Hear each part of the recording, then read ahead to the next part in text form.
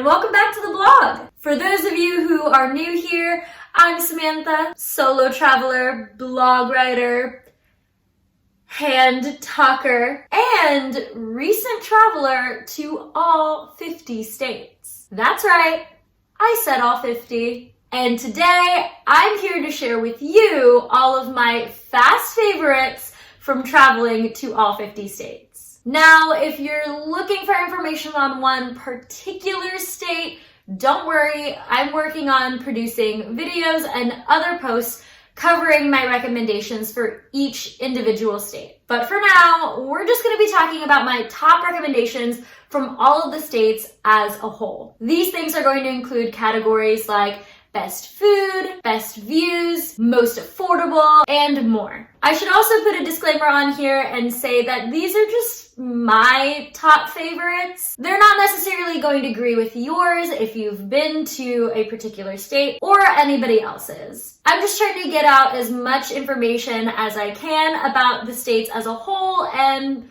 what they bring to the plate when it comes to travel. So let's get started. First category up, I think, is one of the biggest categories people look for when they're trying to decide on where to travel next. And that category is best views. Personally, I think the state with the best views is Alaska. If you've never been, Alaska is seriously breathtaking. Everywhere you go, there are mountains, forests, lakes, glaciers, everything for an outdoor paradise. It is big with a lot of people that just love to be outside. Hikers, campers, mountain climbers, and more. So if you fall under that list, definitely add it to your travel bucket list. And even if you're not, if you just like to take a good photo, or you just like to behold the sights with your own two eyes, Alaska is still so worth the visit. Next up is best food. Now, this is going to be a contentious one for a lot of people because I'm sure that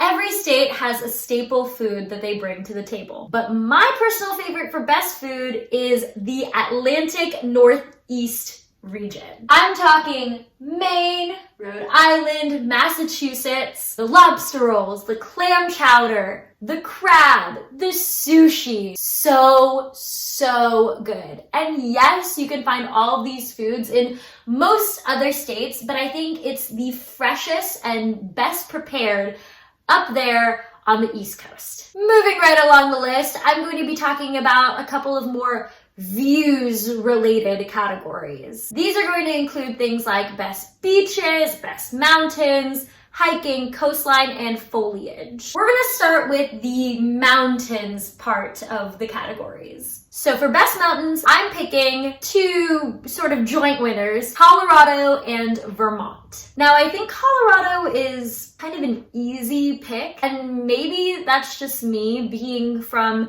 the Midwest sort of region. Colorado is the obvious pick around these parts for best mountains. They're great for hiking, mountain climbing, all of those rugged outdoors types of activities. But for just looking at the mountain, personally, I think the best mountains to look at are going to be the Vermont mountains. It's called the Green Mountain State for a reason. Literally everywhere you look, there is foliage and so much of it. I had the fortune of going in the summer when the trees are literally the brightest and most vibrant green you've ever seen. But I've heard a lot of good things from people who have traveled to Vermont in the fall for leaf peeping. I can only imagine how crazy gorgeous those colors look all over the Vermont mountains. For that reason, Vermont also wins my best pick for best foliage. I personally haven't seen it myself, but even just having been there in the summer, again, I can only imagine how beautiful it looks in the fall. Now let's talk about best hiking. During my travels, I've also been to a lot of national parks, but my favorites for hiking have to be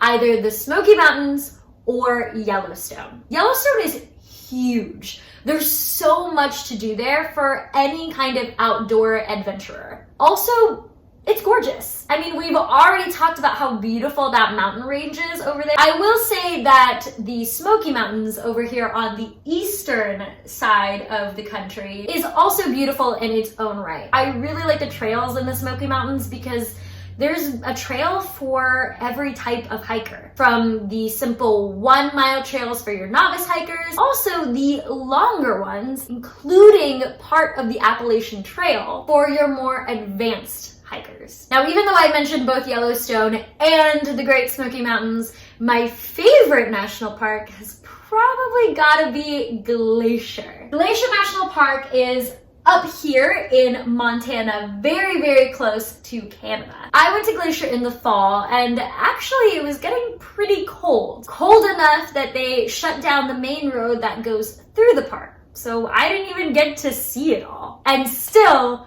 I chose it as my favorite. And honestly, it might be for the views alone. Driving in, I drove alongside this massive lake. And on the other side of it were these beautiful mountain peaks that reflected onto the water. An amazing sight that I don't know if I've seen anywhere else. I did have the opportunity to walk a couple of the smaller trails in Glacier National Park, the ones before the road closure. And even just walking those, I felt like I was immersed by nature. The trails themselves weren't very long at all, but even after just a couple of feet in, I felt like I was so far away from the parking lot and civilization and just immersed in the dark, almost murky, foggy sort of forest that Glacier brings forth. I think it also maybe is on my favorites list for national parks because it's the one that I want to go back to the most. Hopefully before that road through closes and I can see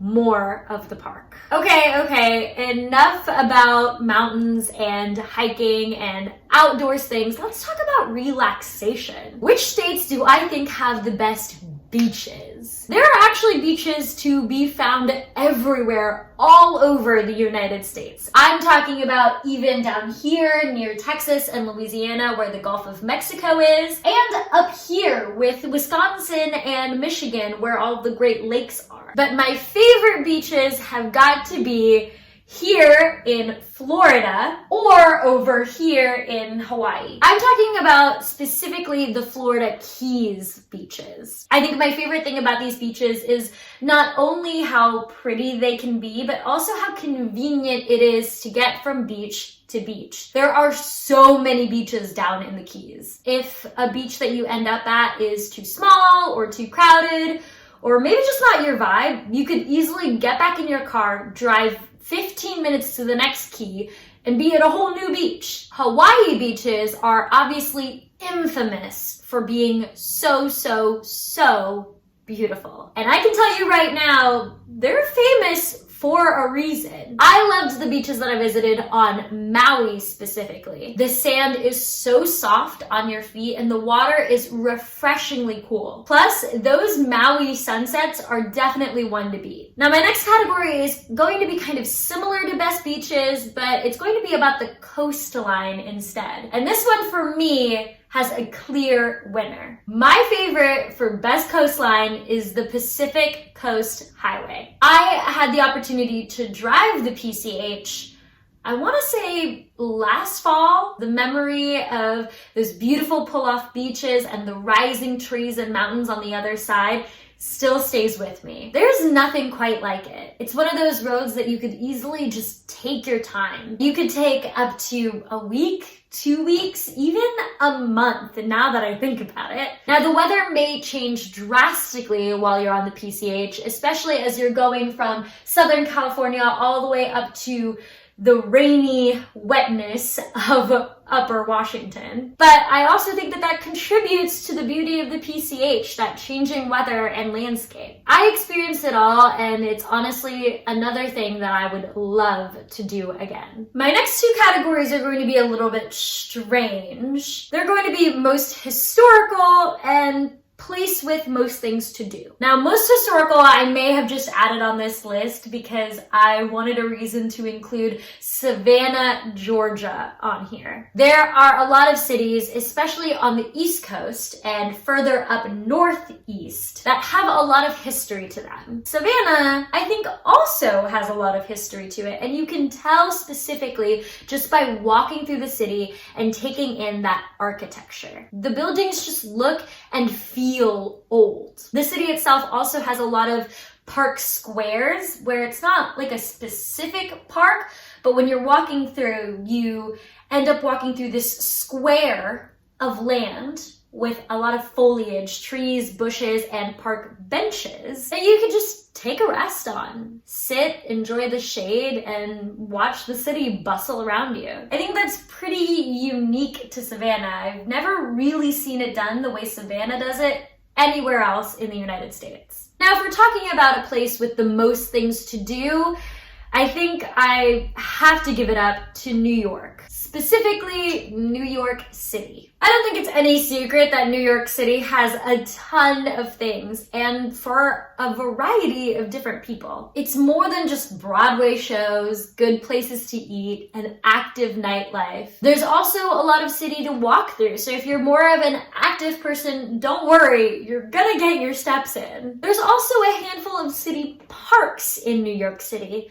such as Central Park and Battery Park, that actually have a lot of walkways as well. You could easily run through those areas and rack up a couple of miles. There really is just something for everyone in New York City, which is why I added it to my list as one of my favorite places to go with a lot of things to do. I've got one more views related category, and that's going to be wildest / most unique views. This one I have to give up to Utah. I don't know about you guys, but the United States never struck me as a place with a lot of desert or dry land, when in fact it does have a lot of that. In this area with New Mexico, Arizona, parts of Nevada, and California, there's actually quite a bit of dry and arid landscape. Utah also gets a lot of this, specifically in the southern region. That's also where a lot of Utah's national parks are. Surprise, surprise. I've only been to 2 of Utah's national parks, and both of them were breathtaking. Arches and Canyonlands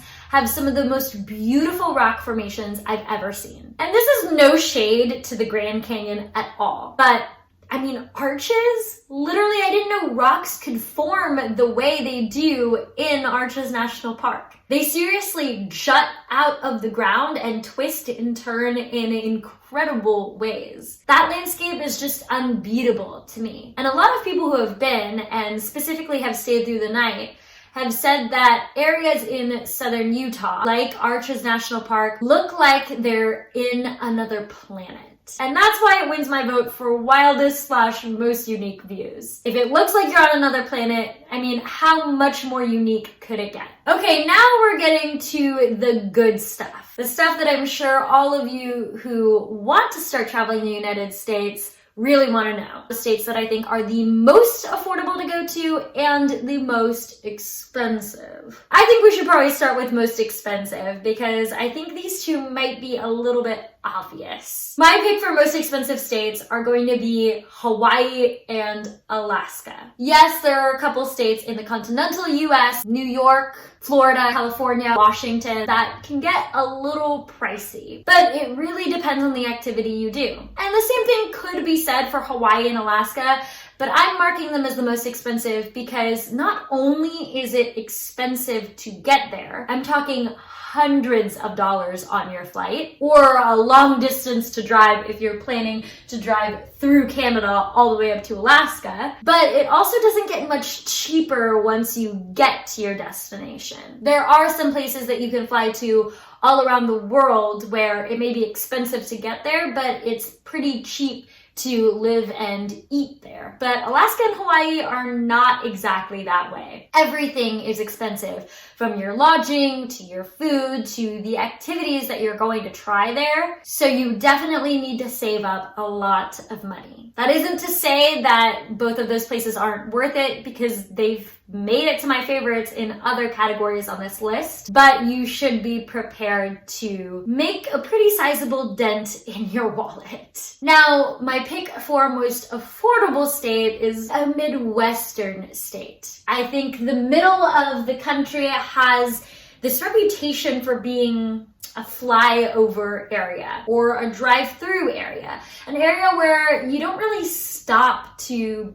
take in the scenery or participate in any activities. And as a Midwesterner myself, I have to say, mistake. The middle of the country has some of the kindest people and most entertaining activities there are. I'm going to give it jointly to my own home state of Oklahoma, as well as Iowa. I know both of those states sound so strange and not like any place that you would think of visiting, but there's actually a lot more to do in each of those states than you think. They're definitely just states where it's hard to figure out what to do if you don't know somebody that maybe lives there or can give you a taste of the local life. Luckily, you have me who has been to those states, one of them quite extensively, and will be releasing information about all of them in the months to come. But for now, just know that a lot of those states in the middle